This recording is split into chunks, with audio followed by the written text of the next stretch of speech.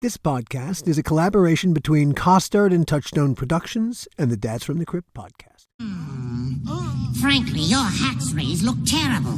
You've got to pay closer attention to your oral hygiene, or you'll end up looking like me. I want you to brush after every meal, floss and gargoyle twice a day. Yes, looks like I'll have to drill. This won't hurt me a bit.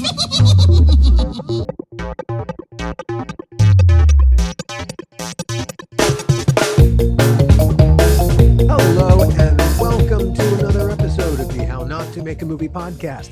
I'm Alan Katz. Here's a stone cold fact. It is really hard to create an iconic character like Tales from the Crypt's iconic Crypt Keeper. For one thing, you can't set out to create a character that will become iconic. That's because it's not up to the character's creators, it's up to you, the audience. It's your embrace, how warm it is, how long it lasts, that determines whether a character can even enter the iconic conversation. With the Crypt Keeper, we ticked off all the boxes. We created a character that a wide and widening audience still embraces 30 some odd years after its creation. But how do characters like the Crypt Keeper get created? Don't they just spring fully formed, more or less, from one person's fertile imagination? Well, not really. Every horror icon's creation is complicated in its own way, and more than one person played a significant part. Take the Frankenstein monster. Mary Wollstonecraft Shelley, Frankenstein's author, and her husband, the romantic poet Percy Bysshe Shelley, were traveling with friends through Germany down the Rhine River in 1816.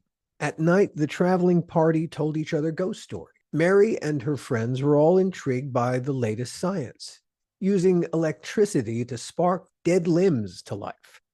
And as they traveled down the Rhine through Germany, they heard local stories about a crazy alchemist named Johann Conrad Dippel. Dippel robbed graves and experimented on corpses at a very real place called, you ready for it? Frankenstein Castle. And then Mary Shelley, all of 21, filled in the blanks and published her book anonymously. She put her name on the second edition, though. In time, Mary Shelley's character found a literary audience. But then a guy named James Whale directed the movie version of the book in 1931, and whatever the character had been on the page became the character in the movie. And that's the Frankenstein monster most people think of when they hear the name Frankenstein. Remove any of those elements from the Frankenstein equation, there's no equation. As you'll hear, if you haven't already heard this episode, it took puppeteer Kevin Yeager to create the Crypt Keeper puppet, plus John Kassir to create the Crypt Keeper's voice, plus me to create the Crypt Keeper's inner life, plus Gil Adler, who directed and produced the Crypt Keeper segments. Take any of us out of the Crypt Keeper equation, and this equation isn't happening either. When Kevin and John and Gil and I got together for that very first time, we had never had this conversation before about the Crypt Keeper's creation story. None of us knew the whole story ourselves until we shared it with ourselves, and you'll get to share that discovery with us. So how do you make a Crypt Keeper? Well, it's complicated, but quite fascinating. And by the way, the young guy sitting in the dentist chair during our teaser, that was me. I'm afraid it's going to have to come out. Oh, yes, it does. Now put your head back. Open wider. Wider. Got it. They don't call me the Tooth Scary for nothing. John Kassir. Kevin, my good man, where are you hiding the painting, dude? You have you do Isn't not that funny? age. You do We not all had the same age. reaction. Kevin Yeager. Guys, it's all the silicone and the foam latex, He was going to say exactly. He was like, and the makeup effects lifts and all that stuff. You know, things right. It's got a lot of formaldehyde in it. Yeah. He's like, actually, it's filters, you Yeah. fuckers. Listen, I tried the formaldehyde myself, and look what happened to me. I know. Oh, they told you not to drink it. Are you, Oh, John, now you tell me. from you in LA? I am in LA. I am in LA. I've been doing a lot of You should all know that I've been doing a lot of conventions. I usually didn't do very many a year, but I had, because of the pandemic, Yes. I hadn't done any in a long time, and I had so many requests and a new home, and I figured I could do a lot to that home Oh God. with doing some of these conventions. And there isn't a single one that, the kids didn't, say, please give my beast to all these fabulous people. Kevin, you're, maybe the most ripped off thing without licensing in horror. Yeah. That's the bordello of blood, thing. Remember, it's like people Yes. try to steal this. I use it to photobomb people, Oh and yeah. with my little when I do my little photo ops and stuff. But I mean, That's great. You're in the crypt. I just used it as a virtual background here. That's great. Some years ago, Jack Wall had given me a CD with all the photos that they took, with really nice files on them, and I've kept them. God bless him. I can't believe he's gone already. Yeah. But, Yeah. And Alan, where are you? Or were you? You're in L.A.? Oh no, you said you're Highland Park. I'm in Highland Park Right. as we sit here today. So here's, now that we've got you all, here's what I'd love to do with you all today. I don't know if you listened to season 1 of this of the podcast. I have. The premise of the podcast of season 1 was, what happens when good filmmaking goes horribly off the rails. And when or as I put it, when filmmaking craft turns to crap. And the whole first season was really about Tales from the Crypt and about the making of Bordello of Blood. For the second season, we're going to open it up, and it'll be, a combination of things. It'll be, for the most part, really horrible filmmaking experiences that other filmmakers that we know have had, and that's what we'll invite them in, because Gil and I will do this together now. And it's just all the filmmakers we know giving their horror stories comparable to Bordello of Blood. Good luck with that. But we're Joel also Silver going to, involved in all of those horror stories. the man's reach is incredibly vast. There's a moment in episode 5 when I talk about what ultimately happened to me. I was out of it for almost 2 decades. I was out of it. And I was a dad, and I was coaching ultimate Frisbee. Wow. And and Billie Eilish. Well, I coached Billie Eilish because I do it in Silver Lake. Did she pay with? Did she pay with song? This was. It's funny. She isn't that much of a player. Phineas, her brother, is quite good. Wow. Quite good. Anyway. Where were you, Kevin, when he needed that conversation with you to get the songs? I know. So, ultimate Frisbee is, I don't know if you know the sport. It's just Frisbee. It's kind of like football, soccer, and it's very few rules, self-officiating. But one day there was a question about the rules, and I had to go look it up. And who the fuck invented ultimate Frisbee? Joel Silver. No. Get out of here. Yeah.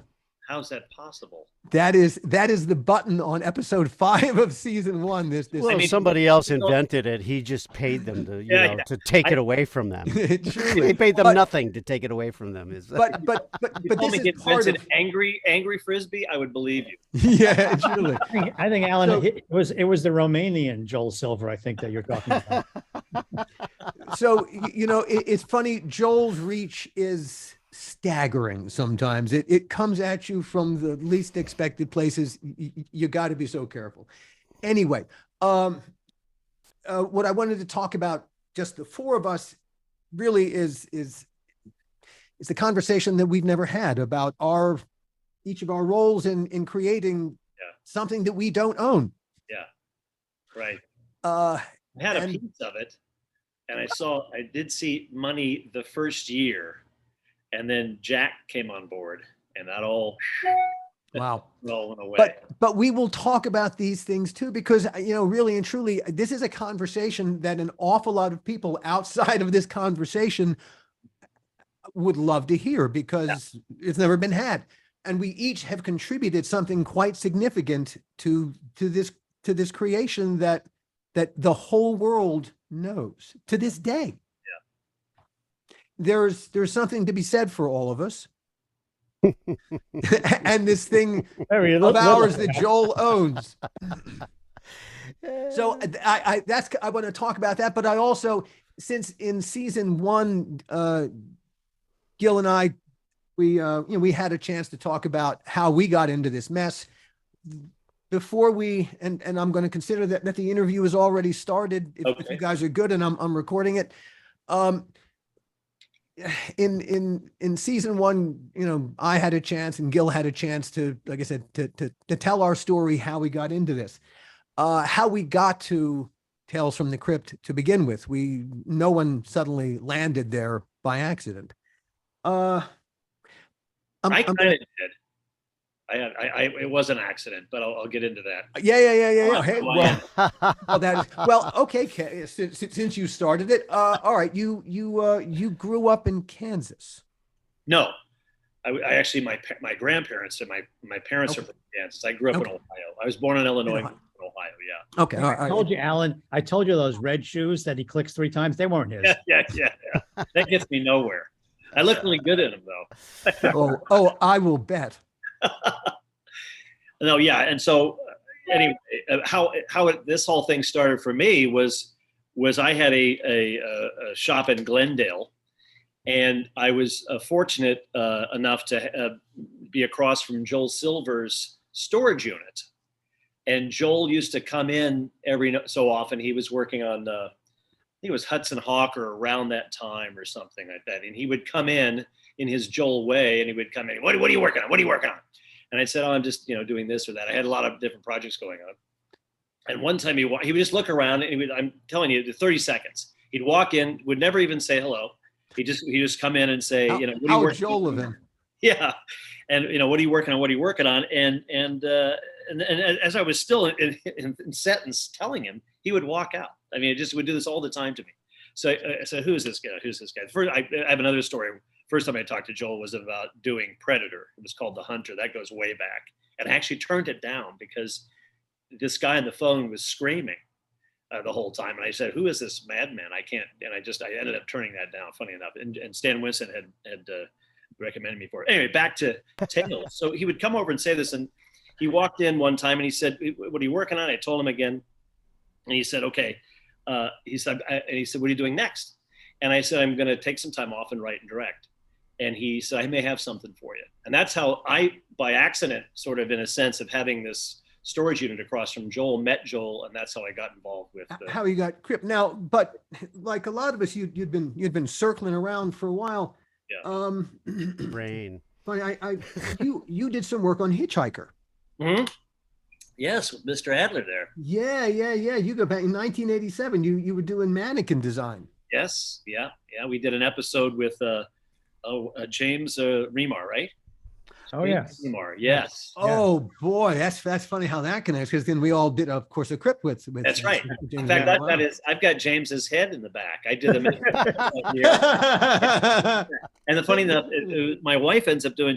Was on Seventh Heaven, and she ends up doing an episode where she's got to kiss James Remar. So the whole thing is, circular. It all came back, and Oh boy. So anyway, yeah, that was and I don't know if I think it was Gil that called me. Was it? Do you remember it all, Gil? There's so many episodes and lifetime ago, but I think it was.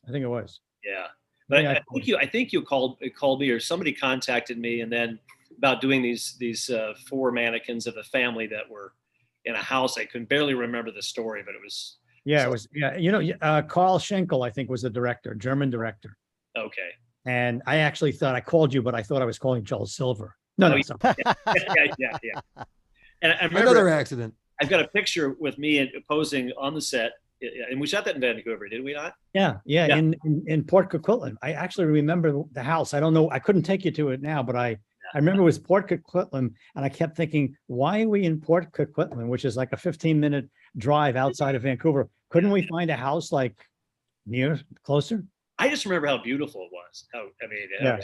The whole place is so gorgeous. Yeah. But anyway, I have a picture someplace in my files here with me and in front of the mannequins, and James is photobombing me in the background. I have no idea. He's sticking his head and making that crazy James Remar looking face. But that was a quick job. It was a quick TV. It was quick. Yeah, it was a quick job for me. But yeah, and that's I first met you. Yeah. Now you also did some Freddy's. I did. Yeah, I did Nightmare on Elm Street 2, 3, 4, and the first TV series, which Mr. Adler also. And that was all before Tales. Yeah, Right. yeah. So I'm simply laying out, for the audience that there were connections that preceded Crypt that, some of us, we kind of bumped into each other a little bit beforehand. Yeah, who knew? As you also have a Children of the Corn on your resume, it's just not the one that we did. Yes, I think I did work on 3. Yeah, you I did 3. I went off to do. It was the middle of Tales, and I think when I left, I couldn't do direct the wraparounds, and Gil took over. I remember. Right. I went off and directed Hellraiser 4, which is now an Alan Smithy. I'm very proud of that. Took my name off. But and one of the producers was finishing Children of the Corn 3 or 4 or something. I think it was 3, and asked me to help him out. So I was doing that prior to directing. It was to doing the effects for Children of the Corn. Which one did you guys do? 2.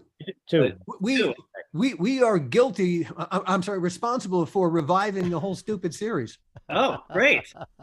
It was dying, and then you guys, gave it. It was dead. It was nobody wanted to do it. It was. There's a whole story. I'm not going to bother with it here, but there's a whole story how that silly movie got made. That's hilarious. But anyway, all right. So there were a lot of associations with Kevin before we got to the Crypt Keeper. Yeah. John, how did you? I had no association with any of you assholes. Yeah, lucky you. And he did everything he possibly could to continue that. It's true. It's true. Actually, am I turning green? It doesn't look like I'm coming on. Am I coming on when I speak? No, you look lovely. Thank you. No, it just you have that thing where it turns green. Whoever's speaking at whatever time. And Oh yeah, no, you were yellowing up. You were the highlighted speaker. Fabulous. There you go. All right. Are we seen all the time? Just one. I'm gonna the YouTube version of this will simply be the gallery view. Got it. All right. Cool. Just so I know. Just so I'm not picking my nose in the middle of Gil's interview. I just want to know these things. There's no time off. My association was because of HBO, and Right, you've been first and 10. yeah, I had it's strangely won Star Search as a stand-up comic in 1985. Why do you say strangely? Because All the words to use. because I wasn't a stand-up comic at the time. I was doing an off-Broadway show called Three Guys Naked from the Waist Down. Waist down, yeah. Which starred myself and Scott Bakula and Jerry Colker, who wrote the piece, and who I told you reminded me of in all the positive ways. But Alan, just as a writer, a brilliant writer, but. I'm glad it wasn't one of those Niagara Falls kind of relationships. Slowly I turn. Yeah, exactly. Step by step. Inch by inch. Inch by inch. There's got to be a Crypt Keeper one for Yeah, that. you got it. But literally, they approached me while I was doing the show and said, "We want you to be on Star Search." And I said, "What is a singer?" Because it was a musical. Think Dreamgirls, but with stand-up comics. And it was a big hit off Broadway, and they saw me in it, and everybody thought that I was, this untethered kind of, Andy Kaufman-ish, Robin Williams kind of stand-up, and here I was playing a part. And they said, "No, we want you to come on as a stand-up comic." And I was like, "Well, I'm not really a stand-up comic." They go, "Well, you can win $100,000. I'm like, "Fuck, have you seen my act?" So... Literally, I was, on there making up this shit as I was going along, and I didn't really have an act, so I was doing, voices and characters, and I'd do like The Wizard of Oz in 2.5 minutes, and they would give me 2.5 minutes, and every time I won, I'd have to come back on, and I'd have to come up with another bit. So, Kevin's walking out on me already. Anyway, It was something we said. Something, yes, definitely something we said. Hello. And but so when I was my first series was First and 10, which was HBO's first series, and I got a call from my agent saying, listen, they want you to come audition for Tales from the Crypt. And I was like, oh my God, they're making that into a series. I had collected the comic books as a kid. I couldn't believe it. I used to have to hide those comic books from my mother. I'd put them in my Casper comics, because they were like, oh, it causes Casper juvenile comics. delinquency, Of course. It's so funny. I tell people to, watch our behind the screams, in the DVD set, and, about how bizarre it was that those comic books were, pre-code were so, scandalous. And They were subversive. They were genuinely subversive. That's why they were great. Juvenile delinquency. So I was like, Officer yeah, I Krupke. want to go down and audition. And then when I found out I get to go down to Kevin Yeager's studio to audition, I was like, oh my God, I couldn't believe it. I remember walking into the studio and just, nobody stopped me. Nobody went like, what are you doing here? And I just kept walking around looking at all this stuff because Kevin was in the back, recording people on a boombox, as I remember, with like a little lav attached. Now I'm going to stop you for 1 second, John, because you're about to get into prime territory, and we'll never go back to. Okay, great. I wanted to just talk a little Baltimore before you got full Crypt Keeper, You got it. because we both come from Baltimore. Oh, how did I not know that? I don't know that we ever talked about it before. Are you but embarrassed to be from Baltimore? Well, hey, I moved to New York first, and then I moved as far away from it as I could. I would have moved further, but I ran out of real estate. I came from a really good part of Baltimore. Yeah. Well, good for you. I love Baltimore. Go on. Yeah, Go on, Edgar Allan Poe. Come on. So you still have a good relationship with Baltimore? Yeah, my family's all still back there. My dad's 98 years old. Hmm. My mom's 92. You went to Loch Raven High. Did they live? You live out in that part of? Yeah, by the Loch county? Raven Reservoir, and That's a nice part of Baltimore. Yeah, It's very county, cool. yeah. And a lot of people didn't even know Loch Raven was, named after Raven. The Raven by Edgar Allan Poe. They were like, oh, it must be because there's a lot of ravens around the reservoir. It's like, no. Yeah, The but reservoir was named after the Edgar Allan Poe, story of the Raven. yeah. But Yeah, it was kind of a dark place to grow up. We used to have something called Twilight Movie. And it'd be at like 4:00 in the afternoon. I have done my homework. My mom was making dinner. We had 5 kids in my family. Channel 13. It was WJZ. There you go.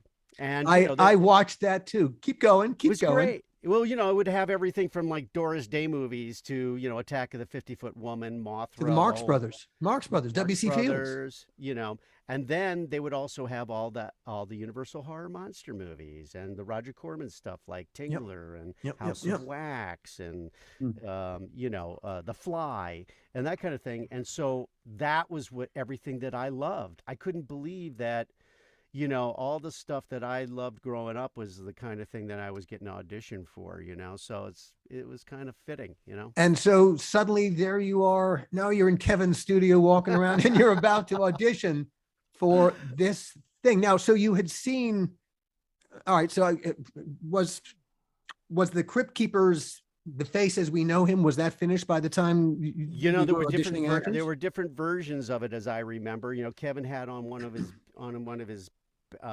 tabletop benches that he was working on, and they were all similar at that point. But Kevin had later showed me some other sketches and some of his clay figurines that he had sculpted. But I think that most of them, there was one that had a nose, but I think the other two had no noses. You can correct me if I'm wrong, Kevin. No, that's right. Yeah. This is what I remember.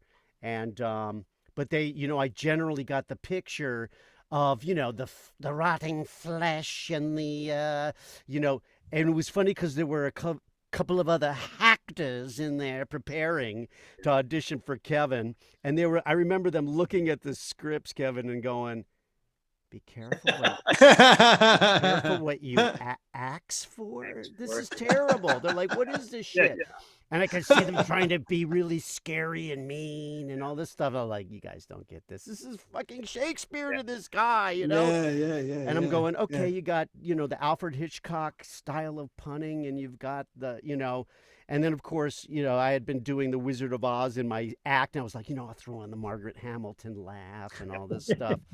And I go, and I can see Kevin, when I get into Kevin's little back area where he's recording people, I could see that he's like been sitting there for hours going, all right, What you did, one more actor, dude. yeah, I got to hear one more fucking version of something that doesn't work.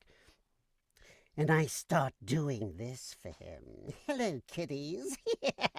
And he goes, like this. And he's pointing at me going, like this, keep going in that direction, And I'm laughing at him, laughing at me. And I'm going, oh, this is perfect. The Crypt Keeper laughs at his own jokes. This is perfect. And I start doing it for him. And that's mostly what I remember about that, about how, like, I was like, oh, good, he liked it. Of course, I'm sitting there thinking it's HBO. Nobody's got HBO yet. Hardly anybody has HBO. Nobody's going to see this. I'm already on an HBO series. I think it was the first TV series, too, that HBO was doing, I think. Well, I had been on First and 10, and then also some Dream Brian Ben's show.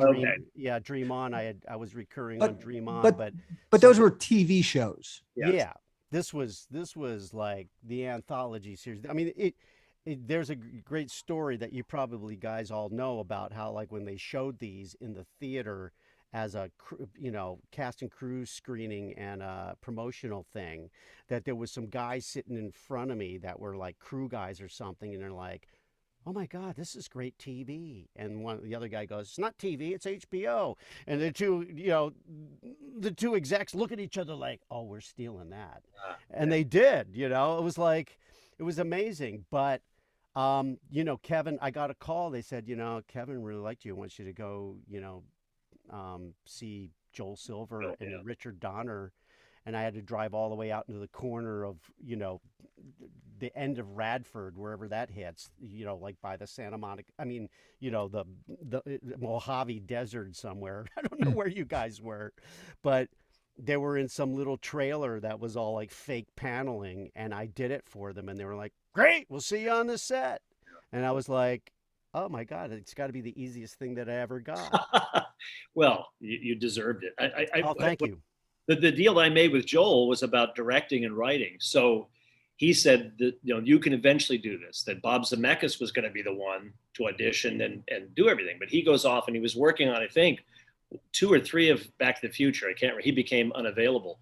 But they always said, you can run it. And it was, I think they were frightened of puppets. I think that's the overall scared them. So they go, can you handle this? I said, sure.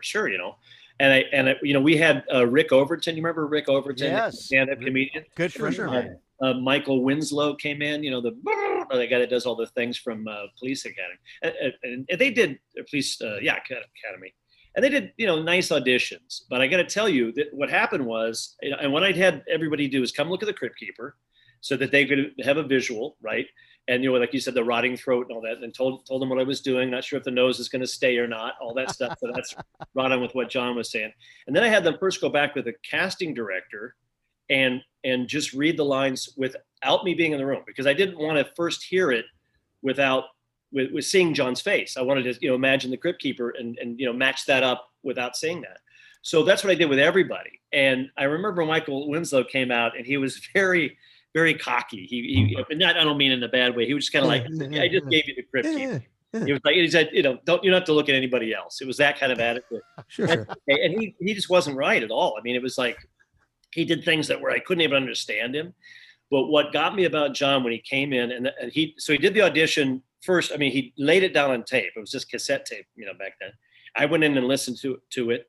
And then I think I remember pulling him back in to have him doing it again in front of me. And that's what I think what he's saying. My reaction was seeing him. I didn't remember that. I couldn't believe that. I couldn't believe that voice came out of this nice guy, this normal looking guy.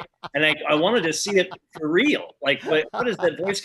And then what got me, what killed it was the laugh. I mean, and I was, my assignment was to bring in 3 voices out of all they sent me, I don't know, 20 people or so, and mostly stand-up comedians like John. And So they said, just pick 3 and we'll all decide together. And so I walked in, and this is no lie, I walked in with 1 tape and it was yours. And I gave it to Joel. I went into his office and I sat, he had this little console on the side of his desk. And, we both pulled up chairs and he popped it in. He was like a kid. He just loved this stuff. And he was just real close to the speaker. And I said, I don't care what you say. I don't, you can go look at other people. I'm not interested. I said, this guy is it. The voice is it. The laugh is incredible. I've looked at 20 guys. They don't even hold a candle. And I'm not just blowing smoke up. Oh, thanks. You're Heine. I'm telling you, this was, you blew me out of the water. And to this day, it's like that voice is just the classic voice with the character, because that's how great it is. So I said, here it is. That's it. That's all I have to say. And so then he said, well, I'll call him and have him come in. And I think you went out to meet them. I wasn't there, but you went out to meet Joel and then Donner.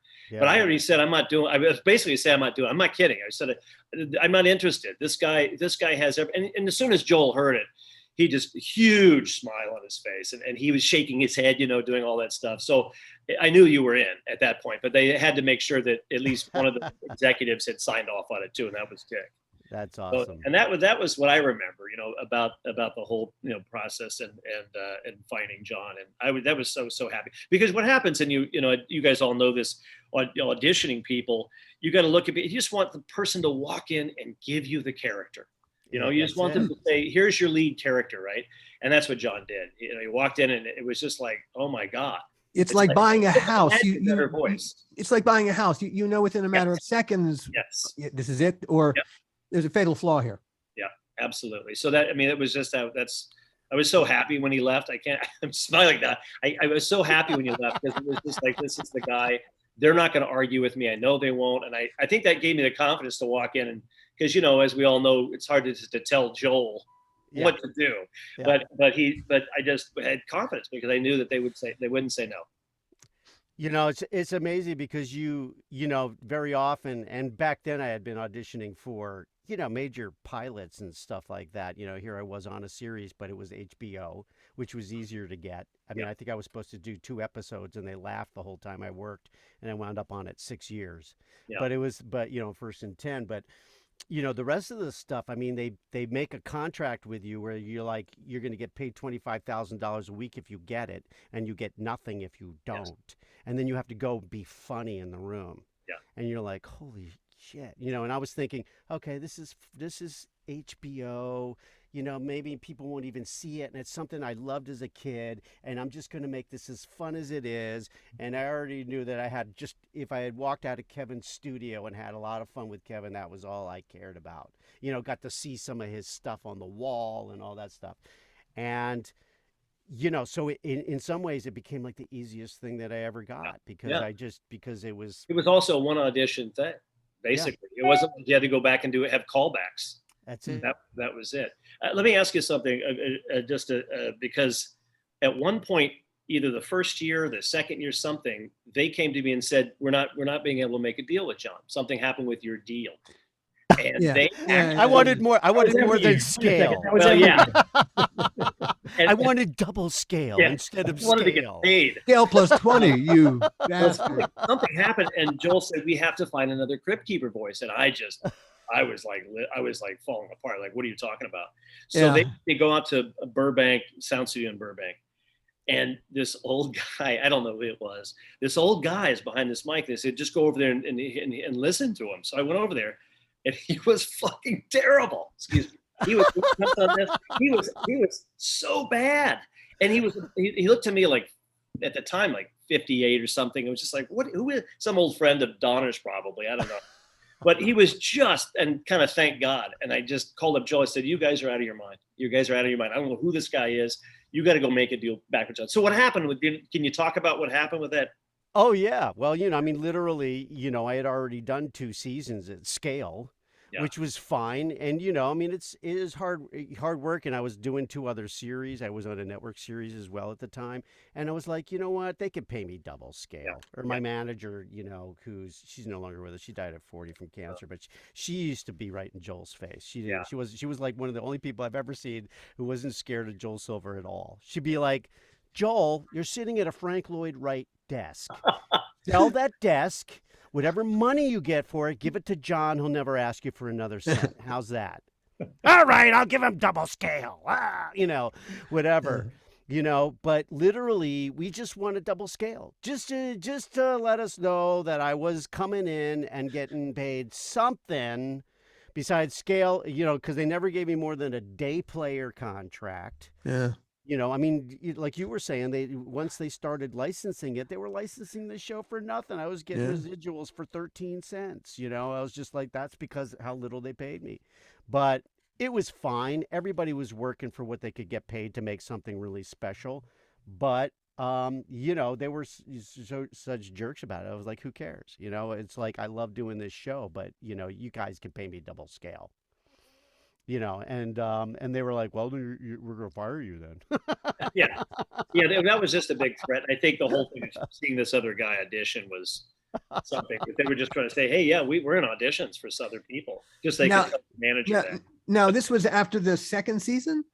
I can't remember when it was. I almost want to think it was even the first season, like after the first few episodes. I do remember, John, when it was. Well, they had done the 3 episodes, and then we didn't know if they were going to get it picked up. Of course, they brought in Gil. Yeah. And well, we can afford to do this. No, we didn't come in until the 3rd season, Gil and I. So it was after the 2nd season. Then, yeah. So because that's what I just wanted to square up, because I remember it happening while Gil and I were running the show. I would have been surprised if it happened twice, but it only happened the once.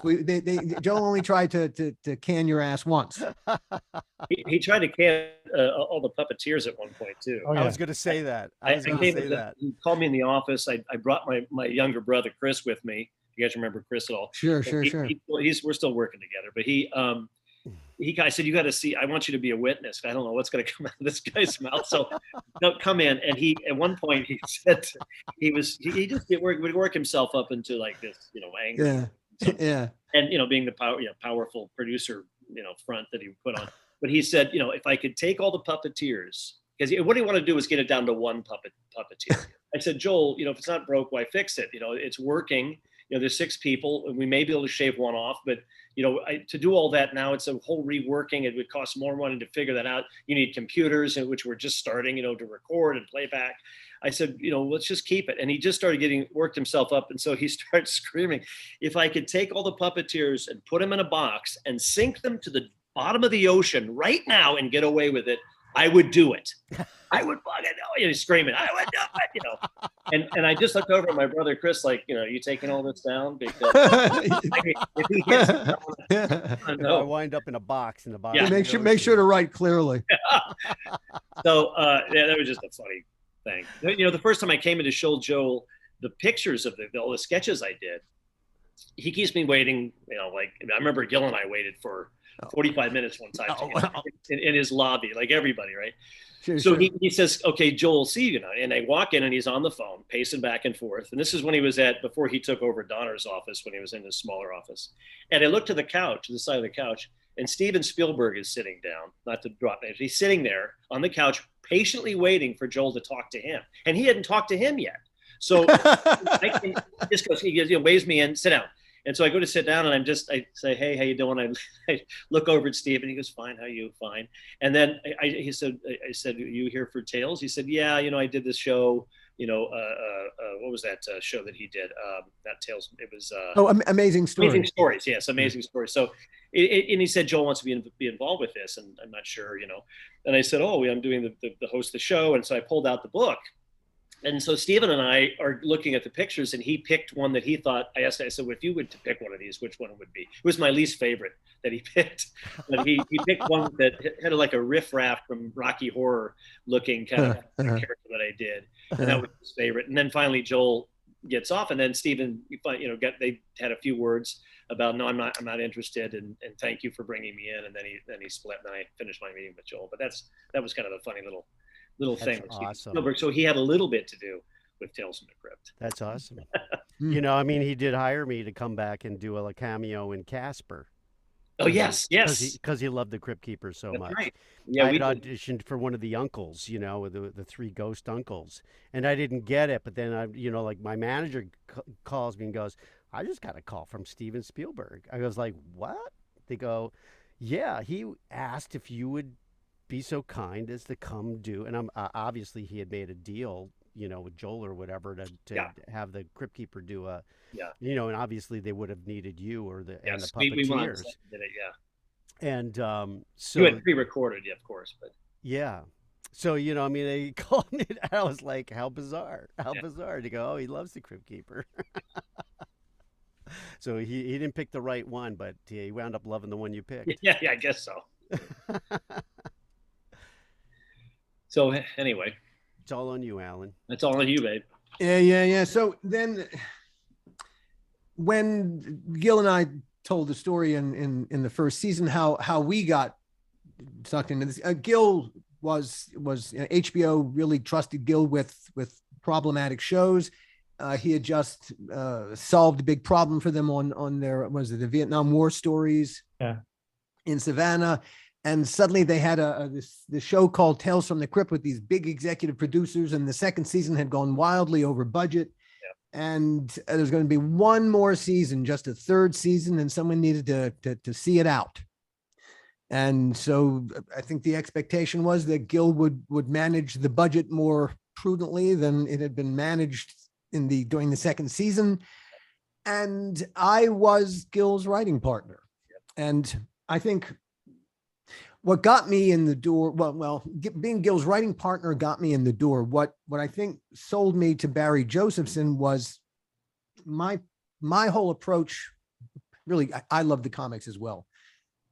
When I watched the show, my biggest question about the Crypt Keeper was, what does he do when he clocks out at the end of the day? What does he do when he's not being the Crypt Keeper? When he goes home and he takes off the Crypt Keeper stuff. Yeah. Who is he really? And that's the Crypt Keeper that I wanted to spend time with. And fortunately, Barry was cool with that. The puns unfortunately came with the territory. that was not. That's the thing that keeps him quotable. Why everybody loves him. Gosh, so yes. Now, well, in actual fact, when you said that to Barry, and I think it was relayed to Joel, and I think they were sort of like nodding their heads. I don't think they had a clue what we were talking about. Oh, certainly not. Oh, no. I don't think they expected where ultimately, the Crypt Keeper was an incredibly fun character through the first two seasons, but there was kind of sameness to him. The Lower Berth episode's different because it's about him. Yes. But when we suddenly opened the Crypt Keeper's world, he suddenly became more marketable. Yeah, and for sure. You guys wrote the one where he's in bed with a corpse. Yes. Yes. They give the head and keep it too. Yeah, that was one of the okay. We're going here now. I love a ghoul who'll give you head and then let you keep it. Yes. I was always rather fond of the hole in one. Yes, that's one of my favorites. Yeah. Here's my caddy Juan. Now, I just got a hole in Juan. I got to tell you that I would write them in batches. It was the only way to do it. I would sit down and as we were going to record them in batches, this was going to be usually 48 hours of absolute pain. Yes. Absolute pain. Yes. Writing those was so fucking hard. I can't tell you. Well, the first couple seasons I got to help out and write for some of them, and they are extremely hard to do. Oh my God. Tried delivering them for Oh my God, over 30 years. Oh my God. Because people still interview me as the Crypt Keeper and stuff, and I have to not only try to quote some of the ones that you guys wrote over the years, but also come up with my own on the fly. And it's amazing how much my brain works that way now. And I don't know, I got a kind of a love-hate relationship with it, but that's exactly what it is. It is. Because when you come with a really good one, it's transcendent. It's like one of the funniest jokes ever. Yeah. Well, John, you're great at improvising him too. I mean, we did that horror Hall of Fame. Oh my God. Remember that? And that was live television. Well, at least we were recording it live. We couldn't make any mistakes. Well, Brock Winkless and those guys had gotten really good at just following me too. Yeah, he said he was right next to you in the sticks and watching your mouth and everything you were doing, and you were just off doing your own thing. So he had to follow along, but you pulled it off. They're unbelievable. The puppeteers were unbelievable. But this is also about the time too. Was at what point were you able to add some servos and have the Crypt Keeper be able to speak where we could have him Well, be faster and funnier? The first season, the whole idea was, do you remember Jack, the character Jack from American Werewolf in London? As he slowly rotted, David Naughton's friend, who gets attacked and he's rotting. And so we kind of talked about that a lot, about having no lips. And so, having all that rotted away. And then after the first season, even the first three, it was like, okay, there's something missing here. We need to, because you can't see him pronounce it. It's just ends up being a mannequin or whatever, moving his lips. And I remember Bob I heard from Joel. Joel was had no issues with telling me how other people felt or whatever. So he just said, Bob hates the Crypt Keeper. I said, what do you mean hates the Crypt Keeper? He said, he hates the way he talks. I said, what are you talking about? He said, he just says doesn't speak very well. I said, well, what do you mean? What can I do? What's going on? So I walked up to Bob at a Joel Silver party in one of his Frank Lloyd Wright houses on and I walked right up to him. I said, so I heard you hate the Crypt Keeper, right? Can you tell me about that? And Bob was like, no, wait, that's not what he said. But he was saying basically, that the lips weren't moving and that, it didn't look very good because the lips weren't moving. We had a long talk about it. So I went right back and the next season or the next few, and I resculpted him. So I gave him full lips, even though there was chunks missing. I gave him full lips, and then we did put more servo work into those lips. And so he came back. I think it was season 2. At least on Lower Berth. By the time I was directing that episode, that he had full lip mobility, and so we improved him. Yeah. Well, because I remember I auditioned for you with him being able to do being a stand-up comic. I was bringing all this kind of delivery to him, and the first time we went in the studio, Kevin's like, no, the mouth is like only opens about this. Can we make him? And I go, okay, well, he'll talk slower and more ominously. Yeah. We did some quiet stuff, and then you'd go really big. I love that John would do that. He would take it, and his voice would go real, that guttural kind of, it hurt almost to listen to it. It was so painful to listen to. It'd be like that, down and like that kind of thing. And then it suddenly would be this, way up high. By the way, did you guys know that the very first time you hear the Crypt Keeper in the very first episode, I can't remember if it's Zemeckis's or Donner's, but the very first one, it's my voice. And the only reason is because we were missing the intro of where he says, good evening. Tales from the Crypt. Yeah. Good evening, boils and ghouls, and welcome to the Crypt. And the first time we were missing that. So I just stood in to do it on, live on the thing just to fill in. And then John was going to come. We never had John come back in, and I couldn't believe it stuck. So I feel a part of you. You are, dude. It's actually, it was actually. I mean, now I'm finding out I probably never would have got the part if Zemeckis hadn't been doing his movies. That's right. And it's our own little Easter egg. I was meant to take over eventually, but what happened was Zemeckis went off, and then Donner was going to take over and direct, and then I would eventually. Bill Teitler at the time was producing, and he was saying, we'll get to you like episode 6 or maybe next season or something. And then I did a bunch of storyboards. And again, I think people were frightened of it being a puppet and didn't understand it. So they ended up, I showed them the storyboards and I walked them through the whole thing, and Tyler's there, and we're on the set. We're actually on the set of the Crypt right behind you, someplace over there. And he said, okay, great, kid, good luck. And slapped me in the back and walked off, and Tyler freaked out, ran after him. And that was it. And that's how I actually got it, because he said, he'll be fine. So then Bill was there on the set he was calling action and cut with me. And I finally asked, I said, can I talk to you for a second? I took him off set and I said, we can't both be doing this. If I'm doing this, you can't be here. I said, I need you to leave or I can't do this. So he kind of went, okay, I'm sorry. I'm just a little, you've never directed before. I did some second unit, but he was like, you never really directed before. So I'm nervous. I said, well, just let me, give me a few, give me the day. Mm-hmm. And if you don't like what you see the next day, you can replace me or do it yourself or whatever. And so then I got the word that it was okay. And wow. They gave me the thumbs up. But I almost didn't get the job because of that. But I mean. And they're brilliant.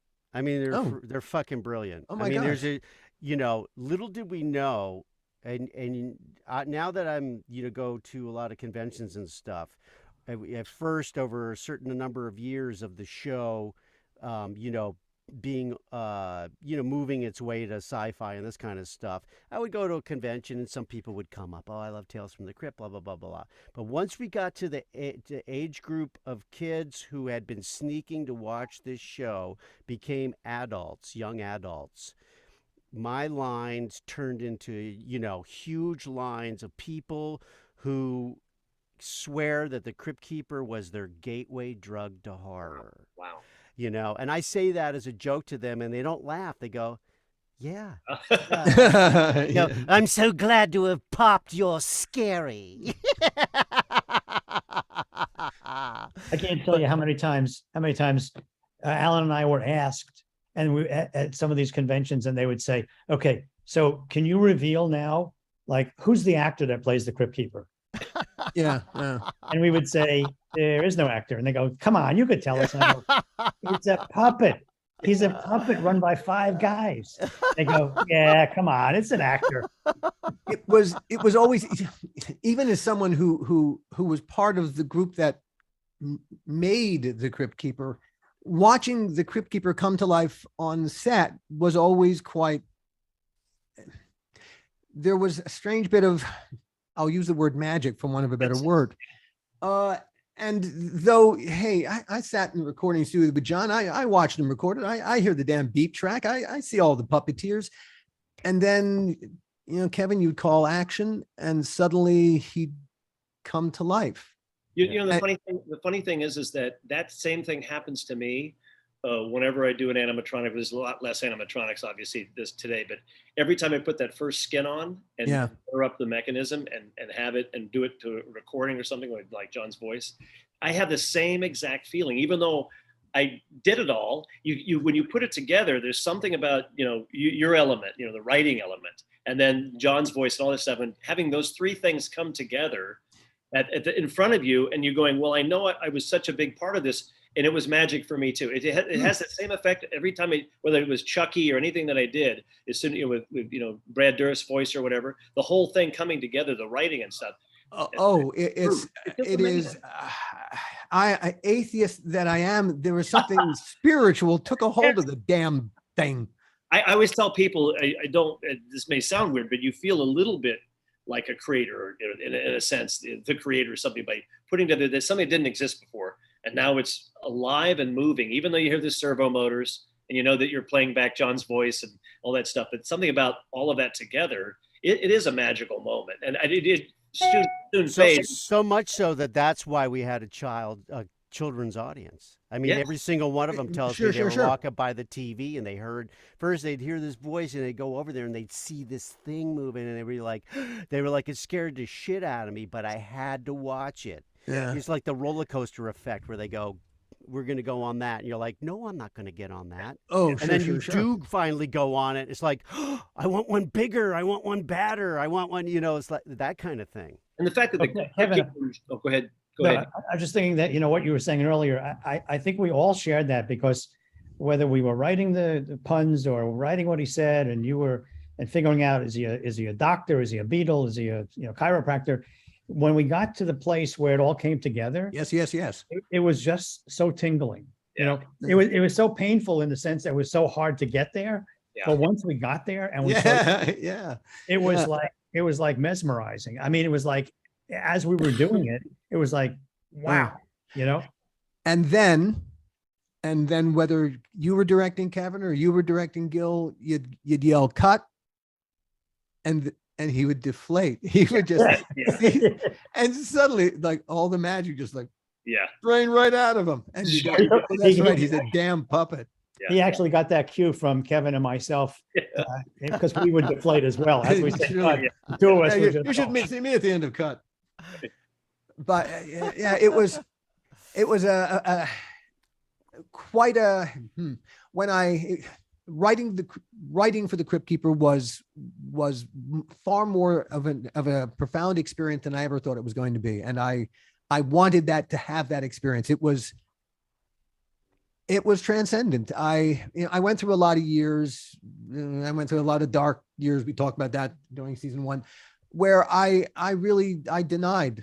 I denied my connection to all of this stuff. I don't know what I know what my problem was, and yet when I finally regained my mojo, the Crypt Keeper is so part of me. I think of those fucking puns every goddamn day. Yeah. It was fun. You guys got to do even more in the writing, more and more different things. Like Gil just mentioned the Beatles. That was a great, so you got to, and you had to outdo yourself all the time. Like, the stories about something, it's about a carnival or it's about, something else or, whatever. Of course, murder is always there, but, you had to come up with inventive ways to make it different each time. And I just remember, I remember there was a Godfather one that I loved. Oh, sure. Yeah. And there's the whole, the whole Godfather scene, shooting too. And it was a whole thing. And then of course the Beatles and just having them in a different costume, was great. I especially tickled us when we would talk about it. Alan and I would talk about it, and we would come up with these things, and we would meet in the morning or whatever, and he would say to me, "Well, what about?" Or I would say, "Well, what about?" And we'd look at each other and we would laugh, and we'd go, "Well, how are we going to do that? I mean, what if?" So if he's Marlon Brando, or if he's a chiropractor, yeah, I mean, it was really very it was mind-boggling for us because we could go anywhere with it. Yes, and it really wasn't tied to anything you guys could do. I mean, obviously you're introducing a story, so it has to have something to do with that. But you can come up with whatever you wanted to. Right. Well, hey, we even took him into Forrest Gump territory. Right. That's right. Life is like a box of chocolate. Yeah, right, exactly. You never know what you're gonna get. Yeah. Yeah, it was, but once we took him out of the crypt, in essence, he could go anywhere. Yeah. And he could do literally anything. Yeah. My most favorites were the ones where where Bill Sadler worked against the Crypt Keeper. When it was the Mummy once, and once as playing chopped poke. I think the Grim Reaper. Yeah. And that to me was just hilarious. The idea of the Crypt Keeper looking at the Grim Reaper thinking, God, you're so boring. Yeah.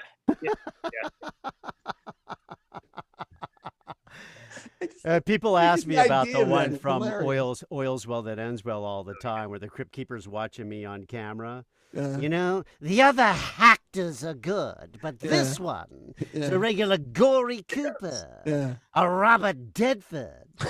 Yeah. And I remember I was like, I told Kevin, I'm gonna try to do the biggest, best laugh I've ever done. And which probably the biggest, best one I ever did is the one that's in the opening when he pops out of the casket. Yeah. I don't think I've ever like matched that one, but that one was close, because he's sitting there laughing. It's huge. You had to go on a little bit longer than normal. That I hate that for some reason. I never liked that shot because Van was by himself, in holding the Crypt Keeper up, and had to. I always try to take the jerk out of puppets, like the wobbly wagga. Yeah. So and he was just single-handed, like one arm would be lifting that up and kind of trying to hold it steady. So that was the best of all the takes that we did, But it's one of those things you just stick and you're like, I wish I could go back and just take the woggle at it. It worked, man. Yeah, that's the moment that all these grown kids tell me that where they had to leave the room. Really? That's the moment. Yes, and only you, moment.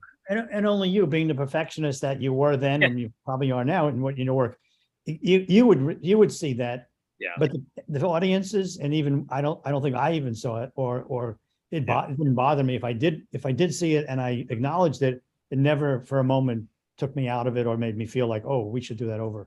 Yeah, and I'm not saying that this is art necessarily, but they always say art's always abandoned, never finished, but always abandoned. You have to give up at one point. Filmmaking is the same way, right? Yeah. You have a cut, you go, look, we have to walk away from this at one point. So there's always those little things, but every time I see it, I go, gosh, one too many jerks, just one too many jerks. But it was like an angry fist. He comes up Yeah. and goes, I like this kind of thing in your face. You know, we, it's we funny all be- we all live in rewrites. Yeah, right. You know, they had, when they had the Crypt Keeper at Not Scary Farms and at, Halloween Horror Nights in Universal, they had this, they would replace the stunt show with a slasher show where blood's thrown out into the audience. And the Crypt Keeper would pop up in the set. And because it was one person holding him up, he moved like that. Yeah. A lot. And, and I was always like, it's kind of puppety looking. But you know what? The audience loved it. It was something that fit with it. That was great. But those puppeteers were great. I miss Van and, the audience. We've lost three of them. Van Snowden and Brock Winkless and then Tony Ruprecht also. It wasn't one of the original puppeteers, but he came on, I didn't know we lost Brock. Yeah, Brock died of MS. Oh. He suffered from it from the time he was like 19. But it's amazing that he had this, thing going on, and you never know it. No, puppeteered through. Wow. He told me down the line. I think you're always afraid if you have something going on to tell anybody because you'll maybe lose your job or whatever. So he kind of kept it from me, and I think I saw something like his finger twitching or something. I said, "Hey, what's that?" And he finally told me what was going on with him. But it was we were already way into other projects and stuff like that. But we lost him about I think it was about 3 or 4 years ago. Mm-hmm. But and now he's with the Crypt Keeper. No. Right. Because you have a long life ahead of you, but an even longer death. Now, those lines, did you just improv that one? I know, totally. You are more than just a one-trick pony, Kevin. You've done more than just the Crypt Keeper. Chucky. Yes. Go ahead. Now you were there at the inception when Chucky was created. The very beginning, I met David Kirshner right after I'd done Nightmare on Elm Street 3, and I had a big Freddy Snake head that had articulation to it, lips and things, and he came over and Rick Baker recommended me for the job, and he came over and saw that, and that kind of led to Chucky. And this is true. I mean, I don't know if you guys have ever heard this before, but because at the first year of Crypt, we didn't have a whole lot of money, so Joel just gave me what he could, and and I had to beg and borrow and take from other things. And one of the things that Chucky and the Crypt Keeper share are their eyeballs. So I knew that I loved the eyeballs of that way we had done for Chucky, because they started out kind of sky blue and they turned to these ice cold blue eyes. And I thought, these would really work for the Crypt Keeper and save me a lot of money. And I've got about 4 pair left over from Chucky that I didn't use. So I ended up putting those in the eyes. People think of the whole head was, the mechanism and everything. That was all done just for the Crypt Keeper. Just the revelations keep dropping here. Yes. Yeah. So the kids know about it because you had told me that, and I just revealed it. Like, what kids were like, God, these look like Chucky eyes. I go, actually, they are. They are. And so it got around. So a lot of people walk up to my table or email me or DM me and go, "Is it true? Is it true?" And I go, "Yes, it is true. It is now completely officially confirmed." It is confirmed. Yes, they have the same eyes and the same window to the soul. Therefore, that's right. Wikipedia can now cite that. Yeah. One of the funnest things that we did was the Crypt Jam. John, you remember that? The Crypt Jam? I do. And somebody started on that. Somebody started singing it to me the other day, and I was like, well, Chucky Booker wrote that, who used to write for Janet Jackson. But there is a thing with him, Chucky and I doing this thing in the background. Yes. And I tell them that you directed it, and I love the tapping foot, and as you back up, it's just like a foot. There's no leg connected. I mean, just part of a leg connected to it. Yeah. And it's really a great tune. I don't know if you guys ever knew this, but they had me promote it on Howard Stern. Yes, I think I did. I think I heard that, actually. Yeah, and so I go on Howard Stern, and Howard at the time was like, if he doesn't know you, he's just gonna he's gonna eat you for lunch. So I go on and I go, "Hello, Howard," and he goes, "I hate the Crypt Keeper." I go, "What do you mean you hate me?" I'm just like you, Howard. I love to be hated. He's like, oh my God, he's laughing and he can't help laughing. He's like, okay, I love you, John. It's the puppet I can't stand. And he starts going off on it. And he goes, and what is this song? He goes, is this like a Shatner album? I go, no. Oh, It's the jeez. Crypt Jam. It's awesome. I go, play some of it. And he plays it. He goes, oh, this is pretty good. But at the end, he's trying to break the DVD and he can't break the DVD and stuff. He goes, oh, that's what I hate about these DVDs. You can't break them. I got a call back from Gary Delabate, who works with him. He's like, oh my God, Howard just loved you. It was so great. He goes, they never had me back on, but it was. He never had you back on? You didn't go back on after this? No, I mean, at that point, they were like negotiating into, going serious. into, then he wound up with, syndicated and all that stuff. I think he was still mainly in New York and in some syndication, but, God, I have that on a cassette tape somewhere. The early days, long before satellite radio. I just liked it because it was it gave us something. It was a longer piece, obviously. I think it was a 3 or 4 minute song, but I love the fact that we had well, we tried to do one with girls around rap and all that stuff. Oh my God, a whole other thing, and I got to do fun things like the Crypt Keeper right next to this girl who was twerking. No, well, I love you did the flash dance thing with him, where he throws his hair back and slow motion thing. Yeah, that was great. And he wet his hair down. It was fantastic. It's funny because I remember they tried to do one with Heavy D, and it was not. It just didn't have the same kind of Crypt Keeper-ish thing. This one had more of a thriller thing to it. Yeah, he appeared in an episode. He appeared in it was on a dead man's chest. That's right. Yeah. Billy Friedkin's episode. Yeah, it's a good one. That's right. The Crypt Keeper's in the house with a groove that's nasty and mean, like the effects of a guillotine. A permanent headache's the end of the mission, 'cause you have entered the Keeper's terror vision. It's still so fresh. You remember all that? Yeah. And how are you doing it so fresh? That's so great. Oh my God. What are you working on now, Kevin? I'm doing a TV series called Mrs. Davis. Just doing some, I'm still in television, and there's a couple other projects going on, but doing some secret stuff with, well, I can't talk to you. I'd have to. Of course. You'd have to kill us. That's why It's secret. secret stuff. But yeah. And so I shouldn't even mention it. But yeah, I mean, and just keeping busy, still doing it, not directing anymore really much, but how about you guys? Well, we'll get to us. Okay. John, hey, because the audience is going to get sick of us. We're here to talk about you guys. But we'll answer the question. John, you working all the time, man. You're like the hardest working man in show business, aren't you? I feel really lucky. First of all, there's another thing that I can credit, doing the Crypt Keeper with, and that was launching my voiceover career. Oh, wow. Because although people knew that I, had a talent for this, especially because I did all these voices and characters in my stand-up, which is why HBO even thought to bring me in on this, it seated me as one of the top voiceover people in the business. And, as you get older, there are just less roles written for your age group. And, of course, it's more competitive because the guys who are still around are all great. You like to think you're good, but there's also a lot of other really good people, And I still get my share of auditions for some on-camera stuff here and there, and I still get offered things here and there. But your reel is very good, by the way. Oh, thank you. I appreciate that. No, it really is. I don't know why people should hire you more. In fact, if Gil and I can finish putting this show together, you got a job, my friend. I'm on it, baby. I would love it, but I